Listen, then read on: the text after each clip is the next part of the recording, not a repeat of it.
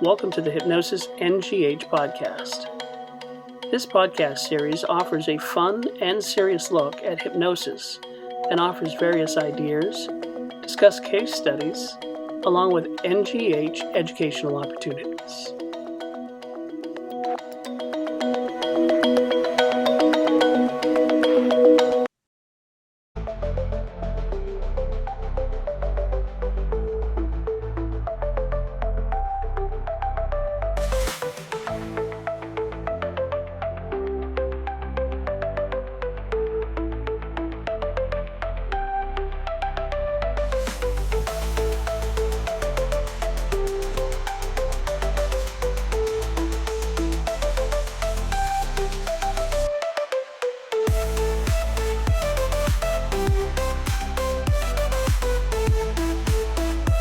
Please note, it's important to work within your scope of practice.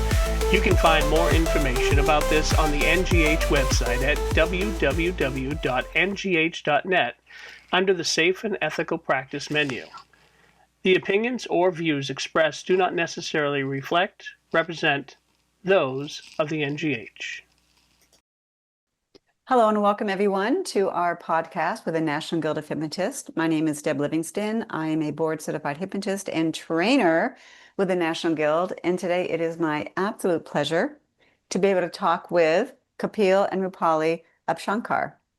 And greetings to both of you. Hi, Debbie. Good to see you. Yeah. So, Hi, Debi. And hi. thank you for having us. Thank you for being here. And I'm so happy to be able to talk with you today because I really just met you officially at the conference in August. So I'm thrilled to be able to have more of a conversation to sort of continue where we left off.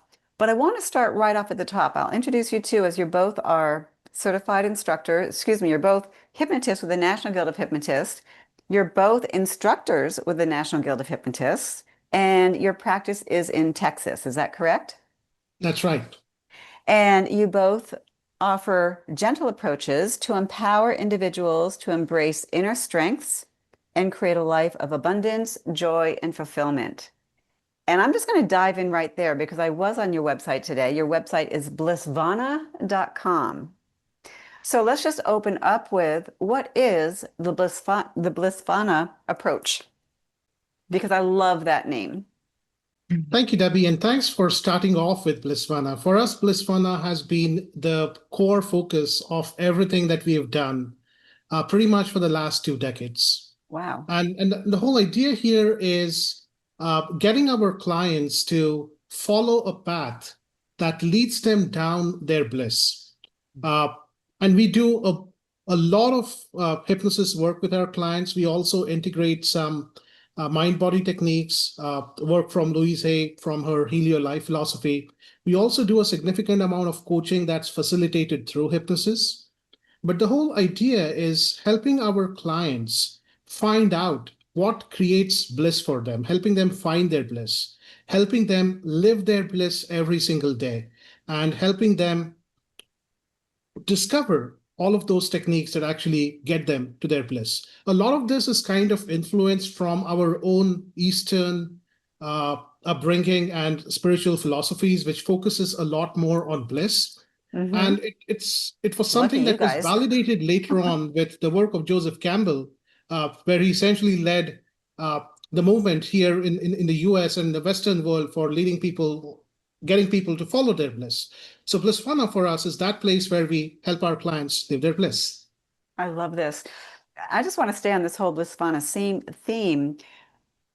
What is the main place that your clients seem to get stuck on even wanting to know what their bliss might be? Like, what is the main place that people get stuck with finding their bliss? I think most of the times people don't have clarity to begin with as to what exactly they're looking for. And if at all they have that clarity, then they are stuck with limiting beliefs or not being confident that they will be able to achieve their personal and professional goals. And that's when we come into picture and help them out. So one of the big things, Debbie, that we've also done over the last 2 decades, if you will, is we also did a significant amount of corporate work working with individuals and high-performing teams And there was one pattern that kind of kept emerging that has gotten us to where we are today. And that pattern that Rupali would definitely like to chime in on is this whole notion of I'm not good enough. Mm. Yeah, every person, I think at the end of the day, every person comes from a feeling that I'm not good enough. There are fears, worries, doubts, self-doubt, and we need to work on those beliefs, reprogram them, of course, using hypnosis and our other work, coaching and meditations. That brings up a question. So, based on your culture, is it safe to assume that you both are from India, or were you born? Like, is that your background? Is that safe to assume? Absolutely. So then, would you say that in your culture, bliss is more already part of your culture than it is here in our country of America? Because I already sort of have my hunches here, but how would you speak into that? You're absolutely right, Debbie. So if you look at kind of the whole history of Eastern wisdom, this not just India, but also a lot of the other Eastern cultures, uh, one comes to realize that bliss is looked upon as an integral part of every person's day-to-day existence. As a matter of fact, if you kind of dig deeper into some of the religious scriptures, and let's leave the religion piece of it aside, but if you look at the spiritual principles that drive those beliefs, it's actually rooted in the fact that the whole purpose of life is bliss. Be it coming from a perspective of existence, be it coming from a perspective of uh, prosperity and abundance, be it coming from a perspective of good health and relationships, it all leads into this whole notion of bliss. And now, today, over the last 40, 50 years, specifically more so after the work that Joseph Campbell did through his books and his seminal work on bliss, we've kind of come to realize that bliss is essentially an integral part, and you could explore it through meditation, you could explore it through mindfulness techniques, but more importantly, it's something that can be deeply learned and ingrained as a habit through hypnosis. This is really powerful. Oh, go ahead. Yeah, as the Eastern wisdom says, that living in the present moment, living in the now, is what will lead you more into that space of bliss. And so we do combine Eastern wisdom with the Western techniques also. And we follow Eckhart Tolle, the power of now. And if you see the scale of consciousness by Dr. David Hawkins. yeah, David Hawkins, yeah. The bliss is like at the top of that scale, and our journey is really from that space of not feeling good enough to the space of being in bliss, so that from that space of being enough, being myself, being in the present moment, then we are able to create the dream life, the life of our dreams. I love this. So you're really helping to move people into alignment. So you started off by saying you got your start in the corporate world. So can there be bliss in the corporate world also? There can be, Debbie, and I'm glad you asked me that question, because one of the very common objections we get from our clients and people in general is, hey, bliss sounds to be so esoteric. It sounds to be like a pipe dream. And it also sounds to be like a spiritual pursuit. So are you kind of sending me down a path of spiritual pursuit? And when you kind of peel the layers of the onion, if you will, one comes to realize that bliss has actually been called upon differently in different cultures, in different contexts. I mean, one of the synonyms, and that's a great metaphor that I've seen, is it's the flow state. And for an athlete, for example, or a sportsman or sportswoman, bliss actually lies in that moment where he or she is actually deeply ingrained and performing to his or her highest potential. For someone who's studying, bliss is actually that flow state where everything that the student is learning is actually going directly into both short-term and long-term memories. And in the corporate world, then, bliss kind of takes on different roles. For someone who's passionate about speaking, bliss is getting into this large conversation, if you will, maybe a conference, maybe a presentation, and being so deeply ingrained that the presentation actually just flows through. But then at the end of the day, it's also the ability of being able to say, the day is done, and I'm able to come back to my true natural self, knowing fully well that while that's one of the hats that I've worn through the day, that's one of the roles that I have played through the day, my life is not defined by what I do in the corporate world, what I do, what my role or job title calls me to do. There's something more meaningful to my life. This is so powerful. I love this. There's a lot of alignment with what you're saying with the work that I do, and not exactly, but just a lot of the same But we beliefs. love your work, Debbie, and your Thank blueprint you. process was absolutely fascinating. Oh, So thank you yes. so much. Yay. I'm so much loving this whole theme of bliss. I got my start as a psychic clairvoyant reader before I dove into the world of hypnosis. So I got my start in the metaphysics. I'm like a metaphysician first before I became a hypnotist. And part of when people would come to me for intuitive counselings or a reading, they get to ask questions. And so many times I get people who go, I don't even know what question to ask, which reminds me of your clients. I don't even know what bliss would look like. So when you have a client who's so darn curious about finding their own bliss, and it's such a new concept perhaps for them, and they don't even know what that might look like, how do you start that process of opening up somebody's possibility of tapping into their bliss if they don't even know what that might be? So one of the things, Debbie, is we've been privileged, and I really say privileged because we've had the opportunity to work with the philosophy of Louise Hay, the whole Helio Life philosophy, and that's the piece that we bring in, Well, you knowing can't see it full. with the Yeah. Absolutely. I mean, and then being able to expand that into incorporating more psychosomatic work into the practice that we do. Along with Louise, then we had the privilege of working with Dr. Wayne Dyer and his philosophy and body of thought. So that was one big influence on us. The other big influence in the work that we have is the work that we've done with Mark Allen, who is the publisher of New World Library, and he published Shakti Gawain. He kind of co-wrote creative visualization with Shakti and then published Shakti's work. One of And the then first book I bought on visualization back in 1978 in Berkeley, California. absolutely. And Shakti's work is not only extraordinary from the fact that it's so simple to understand and implement, but it's also a piece of work. The whole creative visualization process that she talks about is something that we as hypnotists bring into our work and into our clients' lives every single day. But because of this body of work, going back to your question, Debbie, the whole process for us almost always starts with the first a single question. And that single question is something that we've kind of perfected over the years, but we essentially learned it from Mark Allen. And it's about imagine a day 5 years from now. And that period could be 3 years, it could be 18 months, but imagine 3 years have passed and your life has unfolded exactly the way you wanted it to unfold. And from that point on, it's a conversation. How does your life look like? Where are you? What are you doing? What are the kind of people that you're with? What's your profession? What's your occupation? What's your income? What does your health look like? It's sort of like Yeah. reverse engineering. It is. Right. And when we do that, then people automatically know that this is where I want to be and this is where I am right now. And what are the areas that I'm stuck in?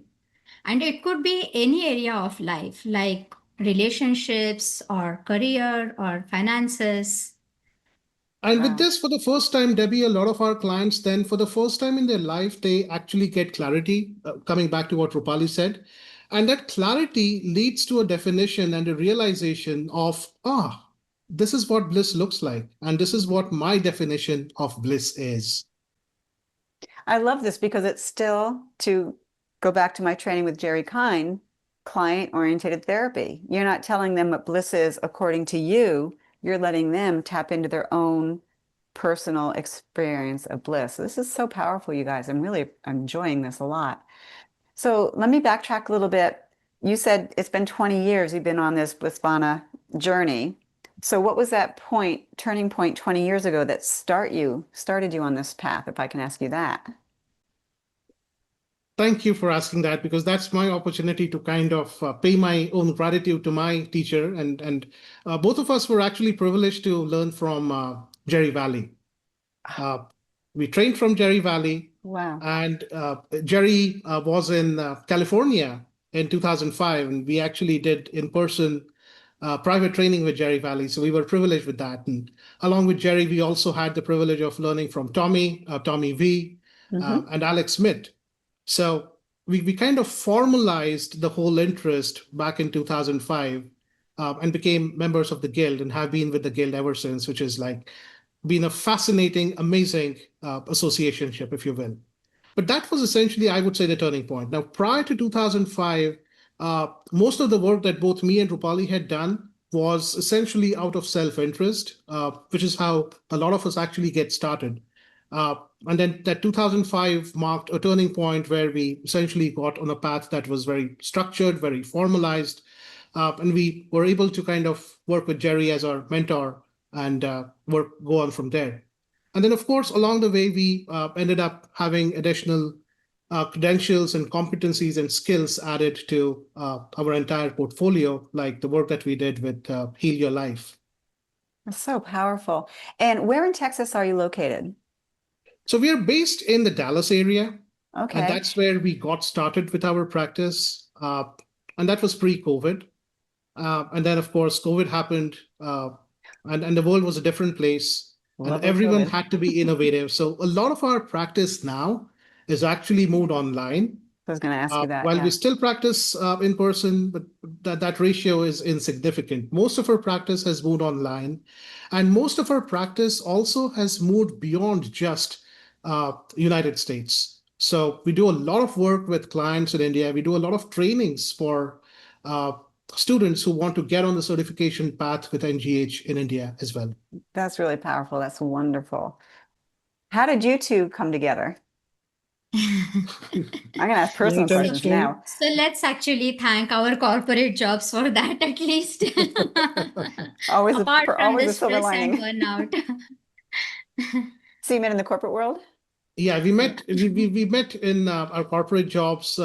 I was doing a different function. She was doing a different function. But there was this project that kind of got us together, and we were kind of trying to figure out how to make that project successful.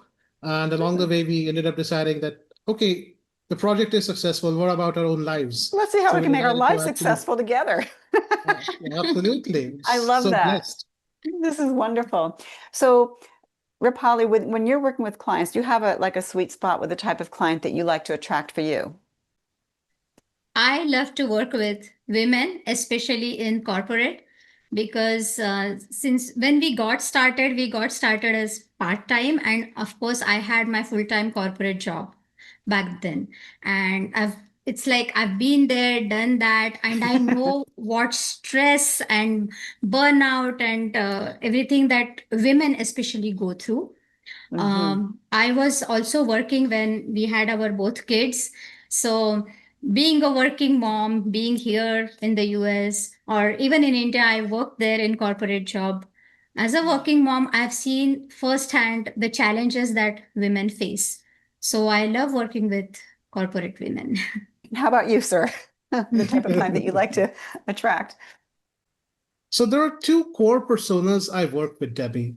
And part of it is my own interest, and part of it is how the universe has had it worked out.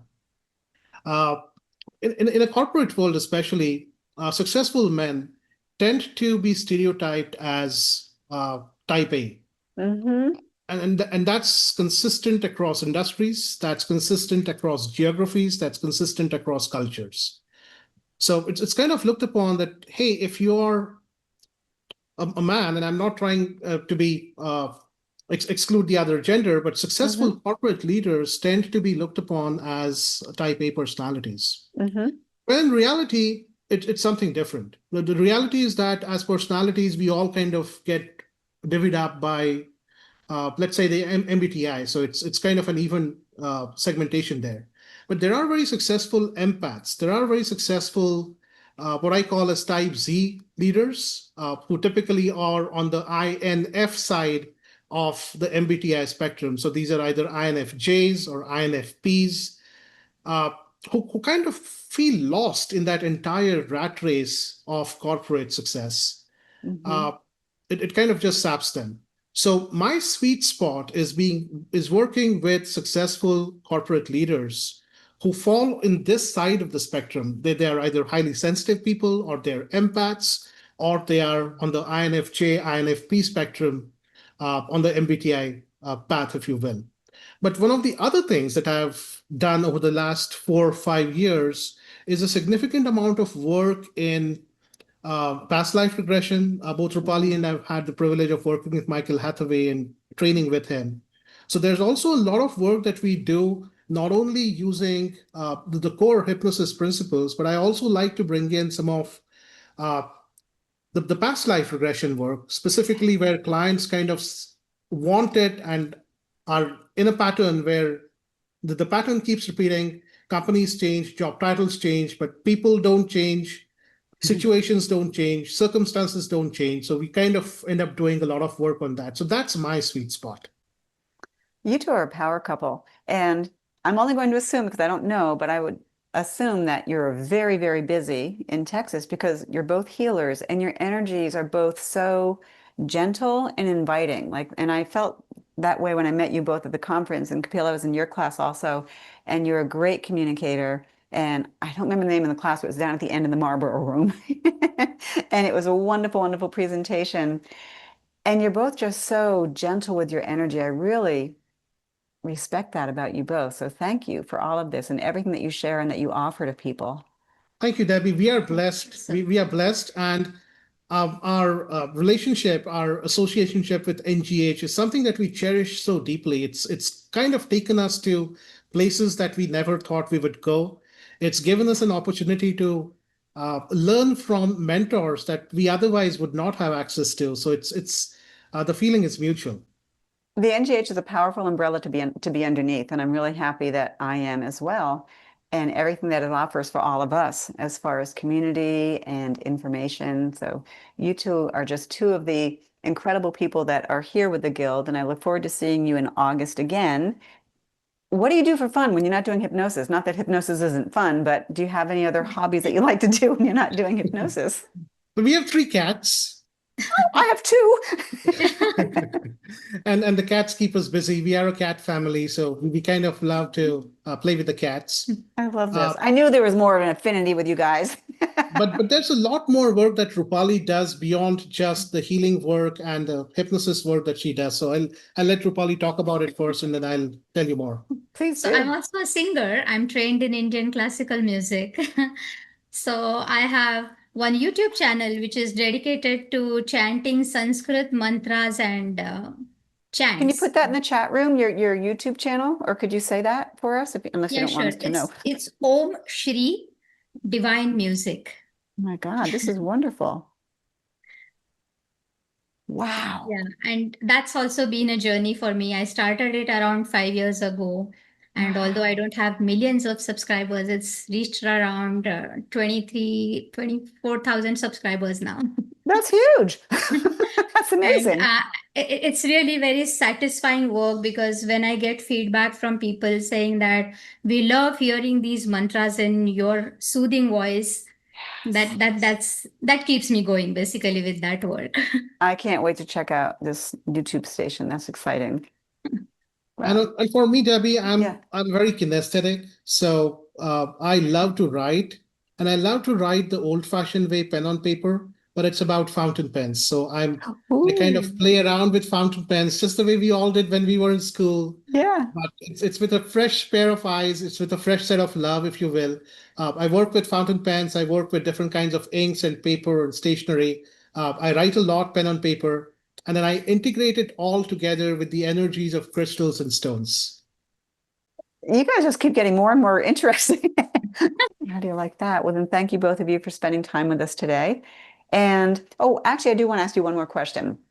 I know that our podcast is to inspire hypnotists that are already certified and also to hopefully inspire other people to become a hypnotist. So, what would you say to the people that are listening who are not yet certified in hypnosis? What would you say to inspire them to want to become certified and perhaps even go to you two as instructors?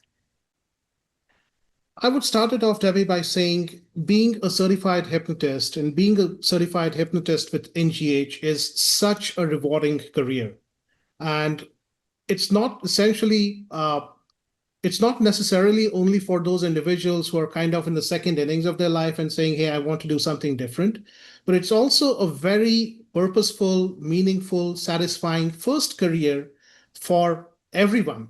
The amount of change and influence that we are able to bring in the world around us is amazing. And we spoke about it. NGH is a great place to start because of the entire structured approach and the additional guardrails and support system and mentoring and the convention and all the good stuff that happens here under the NGH umbrella.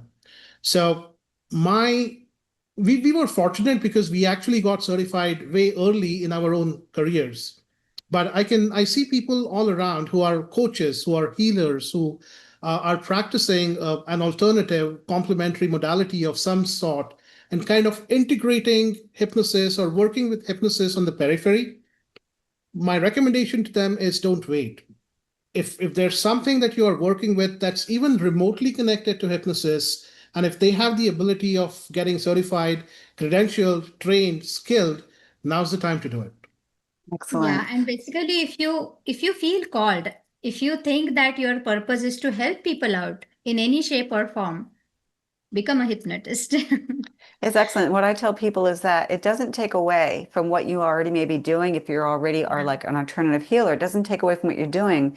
But because Absolutely. now you'll have a formula on how to get people into their subconscious mind, it only makes more powerful and enhances what you're already doing by becoming a hypnotist as well as that. Absolutely. You two are lovely. Thank you for spending time with us today. And Thank you so I much, look forward to Debbie. talking with you again. So, and all of you that have Absolutely. tuned into our podcast, whether you're listening to us with the audio or on the YouTube station, thank you for tuning in and keep tuning in to the National Guild of Hypnotists because we will be back. So there's one other thing I want to mention, and that's you can have the convention at your fingertips, or you can have the NGH at your fingertips by getting the NGH app. That's right. So if you want to download it, you can download it Google Play or the Apple App Store. You can download the app, get it on your phone. I don't know if you can see this, if it's close enough, but the NGH app. And the great thing about it is that you can look at all the presentations that are being done at the convention. You can also see which room your presentation is in and what's up next, the whole schedule. And you can download the NGH app, and that will help you at this year's convention.